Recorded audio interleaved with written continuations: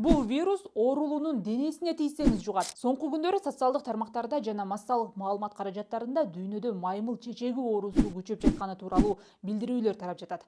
Маймыл чечеги деген эмне? Белгилери кандай? Ал эмнеси менен кооптуу жана вирустун вакцинасы барбы? Тмедиа илдет тууралуу маалыматтарды чогулттум. Учурда Кыргызстанда да дүйнөгө коркунуч жараткан маймыл чечегинин алдын алуу чаралары көрүлүп жатат.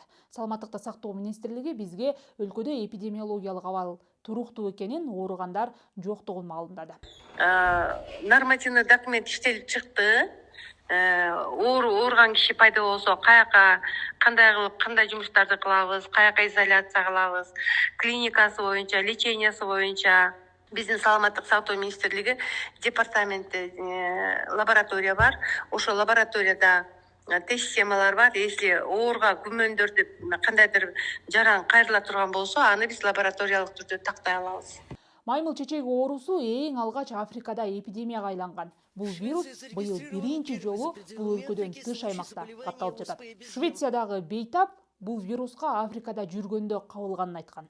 19 августтагы маалымат боюнча оорунун очогу болгон Конго республикасында бул инфекциядан 500дөн ашык киши каза болду. Мындан тышкары вирус 115 мамлекетте катталган. Арасында Африка континенти жана Пакистан, Швеция өлкөлөрү бар. Кантип жугат?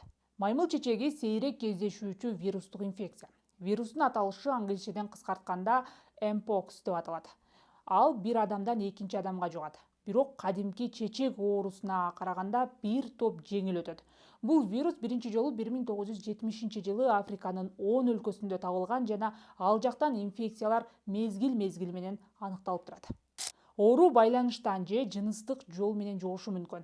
Аны жөн гана ооруну жугузуп алган адамдын териси же ал кийген кийимге кол тийип кетсе же болбосо аны менен бир бөлмөдө болгондо деле жуктуруп алууга мүмкүн. Ошондой эле булганган шейшепти, кийим кечени, ийнени колдонуу да кооптуу. Кош бойлуу энеден ичиндеги балага өтүшү да айтылган.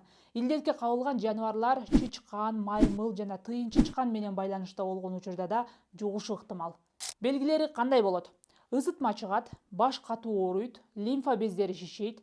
Бул илдетке чалдыкканда баш, бел ооруп, адам чыйрыгып, шалдырайт.